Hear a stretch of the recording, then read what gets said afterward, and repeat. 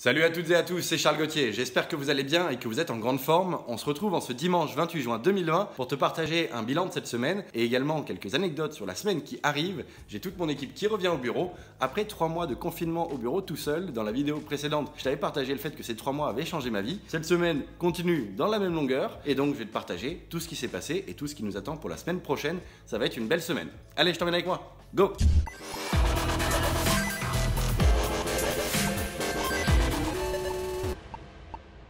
Les amis, vous l'aurez compris, ça fait un peu plus de 3 mois maintenant que je suis au bureau. La semaine dernière, je te partageais dans la vidéo de dimanche que ça faisait 3 mois jour pour jour et que je m'étais éclaté comme un fou à être confiné ici tout seul pour avancer et dérouler. On a énormément progressé ces 3 derniers mois. On a amené plus de traction en 3 mois que ce que j'ai réussi à faire durant les 5 dernières années. Donc ça a été vraiment 3 mois qui ont chamboulé ma vie, qui l'ont transformée et qui ont transformé du coup tout ce qu'on est en train de faire dans cette boîte. C'est-à-dire la manière avec laquelle on le fait ou l'attention qu'on y met. Même si j'étais à fond pleine balle depuis 5 ans, là tout est en train de se resserrer autour de choses qui font encore plus de sens, qui sont encore plus précises. Donc c'était 3 mois très intéressants. Nous on a tellement charbonné, on a créé une petite quinzaine de concepts ces 3 derniers mois. On a pu voir un petit peu comment on allait fonctionner à l'avenir parce que cette période Covid nous a quand même montré qu'on était tout à fait capable de fonctionner à distance sans aucun souci. Donc je te partageais qu'on allait faire certainement 6 semaines à distance et puis une semaine en physique et 6 semaines à distance et une semaine en physique. On va essayer de faire ça sur les 3 à 4 prochains mois et voir ce que ça donne. Il est même probable qu'on fasse une durée de télétravail plus longue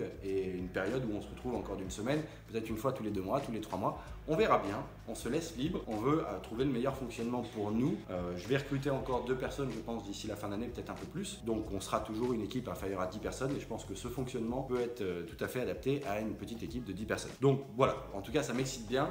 Dans la continuité de la vidéo de la semaine dernière, on va pouvoir commencer ça, c'est-à-dire que ça fait maintenant 3 mois qu'on ne s'est pas vu. J'ai même recruté pendant le Covid Olivier et donc on n'a encore pas travaillé en physique ensemble. Et dès lundi, on se retrouve pour une semaine tous ensemble, on va se retrouver à 3. Ça va être une semaine très intéressante, on a pas mal de choses à voir ensemble vis-à-vis de nos frameworks communs. Comme tu as pu le voir si tu as vu mes vidéos pendant le Covid, pendant le confinement, on est avec 2 développeurs gameplay et vu qu'on fait en ce moment, on a fait le choix de mettre un développeur, lead développeur par projet. Bien évidemment, tous les développeurs où tout le monde échange les avancements de chaque projet, donc tout le monde est au courant de ce qui se passe, mais c'est à chaque fois un dev, un projet. Et on trouve que c'est à la fois pratique, mais à la fois dangereux, parce que s'il y en a un qui doit partir en vacances, qui est malade ou quoi que ce soit, si on a besoin de pouvoir faire une mise à jour, si on a besoin de faire une correction, c'est quand même plus compliqué pour l'autre de se replonger dedans et de comprendre la structure de l'autre développeur, même si au niveau des process, pour faire nos tests, pour pouvoir valider nos hypothèses et valider le potentiel économique de nos jeux, on applique la même chose. Mais chaque développeur a sa façon de faire, son framework, ses habitudes, et donc le fait de se retrouver pendant une semaine va nous permettre de travailler directement en présentiel, ensemble, avec les tableaux, avec tout, pour essayer de créer un framework un peu plus commun, une culture HBG, en plus du process qui est sur la manière de développer, de coder, de mettre en place nos templates et ainsi de suite. Donc on va voir ce que ça donne. Là ça va être un travail très intéressant, on met 2 développeurs qui ont une belle expérience dans la création de jeux et en particulier sur les hyper casus, dans la mise en place des gameplays et dans l'intégration de certains SDK. Et on va essayer de mixer tout ça, les bonnes pratiques, les mauvaises, et faire en sorte d'avoir un template ou un framework à nous qui nous permettra de mieux créer nos concepts hyper casual avec à peu près la même culture, la même façon de faire à l'avenir, qui nous permettra de former des stagiaires, des futurs employés, mais également d'avoir une culture commune afin que n'importe qui puisse toucher à n'importe quel projet. Donc voilà un petit peu les enjeux. On a commencé ce travail un petit peu cette semaine, en plus des jeux qu'on a avancés, je vais t'en parler juste après. Mais donc la semaine prochaine, on va se retrouver et on va beaucoup travailler là-dessus, même si on va peut-être travailler aussi sur nos jeux en parallèle. C'est vraiment l'objectif de se retrouver ensemble pour pouvoir avancer sur ces sujets communs. C'est beaucoup plus simple de les faire en vrai, surtout pour un premier travail. On avait fait le choix quand on avait recruté Olivier de ne pas attaquer ce travail à distance.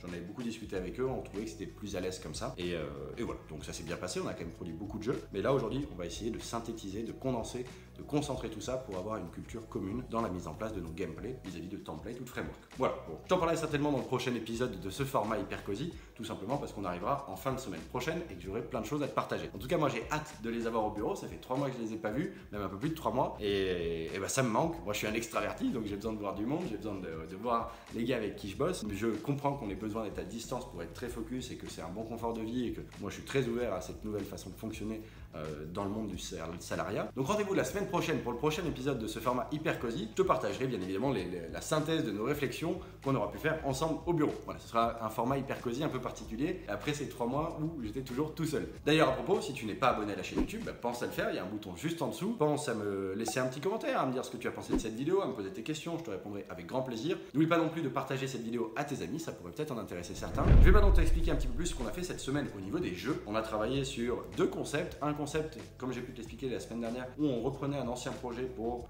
voir comment on allait être capable d'amener de nouvelles features dedans, quitte à le reprendre de zéro ou à repartir sur l'ancien code. On avait fait le choix de rester sur l'ancien code parce que après une relecture, c'était peut-être pas si compliqué que ça de mettre en place ces nouvelles features et qu'on se dit que c'était un gain de temps pour pouvoir soumettre et réaliser un test CTR ou un test CPI et donc voir si ça avait un impact. Et donc pour le moment, on a fini d'intégrer les nouvelles features qu'on voulait pour amener une variante sur ce concept. Donc on va pouvoir le tester et on va voir si ça peut nous amener une meilleure traction, si c'est bien compatible avec les tendances actuelles ou pas. Voilà, donc on est très content de ça. C'était un exercice quand même périlleux parce que ça faisait 1 an et demi, 2 ans que ce projet n'avait pas été réouvert, que le code était peut-être un peu plus brouillon que ce qu'on est capable de faire aujourd'hui. C'était Florent, à l'origine, le développeur, donc il est toujours là, donc c'était bien aussi. On n'a pas dû reprendre un projet d'un mec qui est parti de la boîte. C'est le même développeur qui a pu se replonger dans son projet, refaire une analyse de ce qu'il avait fait et il a même du coup profité pour améliorer son code un peu plus en intégrant ces nouvelles features qui arrivent à être fonctionnelles avec la base de ce qu'on avait il y a 2 ans. Donc c'est plutôt une excellente nouvelle. C'était quand même un peu flippant, il y avait des points de vigilance